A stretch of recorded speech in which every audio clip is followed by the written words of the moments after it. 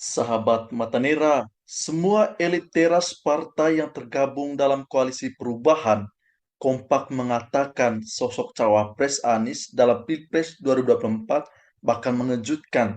Tidak hanya itu, beberapa juga yang menyebutkan pengumuman bakal cawapres tersebut akan dilaksanakan setelah Pak Anies pulang haji. Kini Pak Anies sudah pulang dari Tanah Suci. Lantas, kapan pengumuman bakal cawapres tersebut dilaksanakan? Semenjak Pak Anies pulang dari Tanah Suci, beliau tampil ke publik dalam panggung Rakernas Apeksi di Makassar. Kita ingat, beberapa orang dari koalisi perubahan selalu menyampaikan waktu pengumuman cawapres Anies, tetapi sampai konten ini dibuat, cawapres tersebut belum juga diumumkan.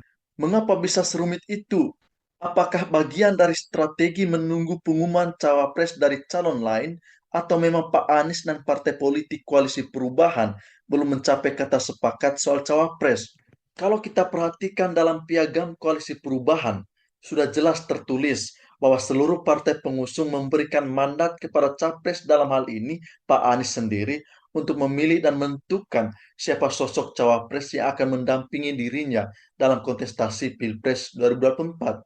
Hal tersebut selalu diungkapkan dan ditegaskan oleh para politisi koalisi pengusung Pak Anies. Namun, dari beberapa fakta politik terkait dinamika dalam koalisi, tampaknya Pak Anies sendiri belum bisa keluar dari dikte elit partai politik pengusung. Memang, Pak Anies bukan kader dari salah satu partai dalam koalisi perubahan. Beliau ditugaskan atau petugas partai sejauh ini oleh Partai Nasdem, Partai Demokrat, dan PKS. Lobi dan kompromi politik partai pengusung sepertinya belum mencapai kata final. Bisa diduga seperti itu.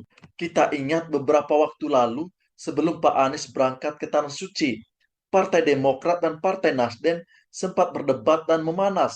Partai Demokrat mendesak Pak Anies untuk segera mengumumkan cawapres demi menjaga asa para pendukung dan mendongkrak elektabilitas. Desakan tersebut disertai ancaman evaluasi total terhadap dukungan Demokrat pada Pak Anies.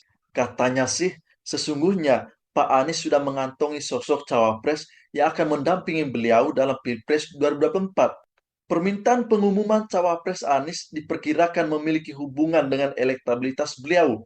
Memang, berdasarkan hasil rilis beberapa lembaga survei, elektabilitas Pak Anies terpantau terus menurun, tertinggal jauh dari Ganjar dan Prabowo. Misalnya saja, hasil survei LSI. Kita tahu, Lembaga Survei Indonesia merilis hasil survei terbaru terkait elektabilitas bakal capres untuk pemilu 2024. Survei ini menghitung elektabilitas jika Pilpres diikuti tiga nama, yaitu Prabowo Subianto, Ganjar Pranowo, dan Anies Baswedan. Menurut hasil survei LSI, jika Pilpres diikuti tiga calon, maka elektabilitas Prabowo Subianto adalah 35,8%. Kemudian elektabilitas Ganjar Pranowo adalah 32,2% dan Pak Anies Baswedan 21,4%. Persoalan turunnya elektabilitas Pak Anies membuat gerah dan menjadi momok bagi partai politik yang berada dalam koalisi perubahan. Persoalan tersebut yang membuat para elit teras KPP saling melempar alasan. Beberapa kader Partai Demokrat menilai bahwa tren negatif dari elektabilitas capres koalisi perubahan dikarenakan cawapres yang belum diumumkan. Karena itu, pengumuman cawapres 2024 pendamping Pak Anies harus segera dilaksanakan. Dikutip dari beberapa media, Mas Ahaye, Ketua Umum Demokrat, bahkan menegaskan pentingnya segera mengumumkan cawapres 2024 pendamping Pak Anies.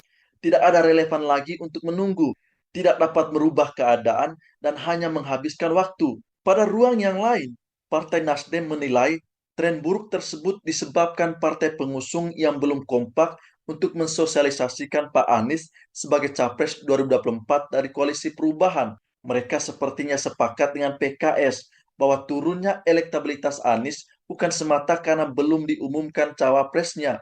Dengan kata lain, Partai Nasdem dan PKS berbeda pendapat dengan Partai Demokrat. Terkait pengumuman cawapres Anies, Partai Nasdem dan PKS sepaham untuk menggunakan strategi yang berbeda, yakni menunggu pengumuman cawapres calon lawan, yakni cawapres Ganjar dan cawapres Prabowo.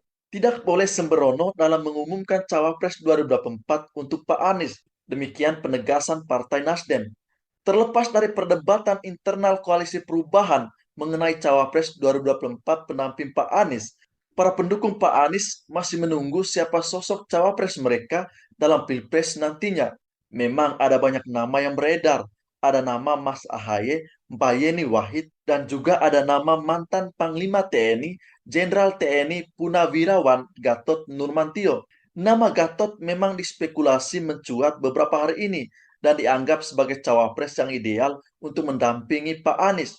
Kalau nantinya yang dipilih adalah Pak Gatot, maka Mas Ahaye dan Partai Demokrat berharap legowo karena tidak mendapatkan kursi cawapres dan tidak meninggalkan koalisi perubahan. Anies Gatot dianggap sebagai pasangan yang ideal dalam Pilpres 2024. Lantas pertanyaan masyarakat sekarang adalah, kapan cawapres pendamping Pak Anies dalam Pilpres 2024 akan diumumkan? Apakah akan diumumkan saat apel siaga Partai Nasdem di GBK?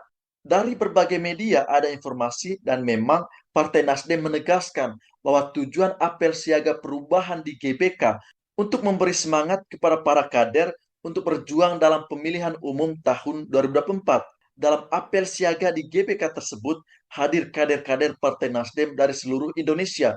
Wakil Ketua Umum Partai Nasdem Muhammad Ali juga menjamin cawapres pendamping Pak Anies dalam kontestasi Pilpres 2024 tidak diumumkan dalam acara Partai Nasdem di GBK. Lantas kapan lagi? Politik memang soal waktu dan momentum yang tepat, tetapi bisa-bisanya janji mengumumkan saja. Kata punggawa koalisi perubahan, pengumuman cawapres akan dilakukan setelah Pak Anies pulang haji. Berubah lagi. Entah kapan. Kita akan berjumpa lagi pada edisi berikutnya.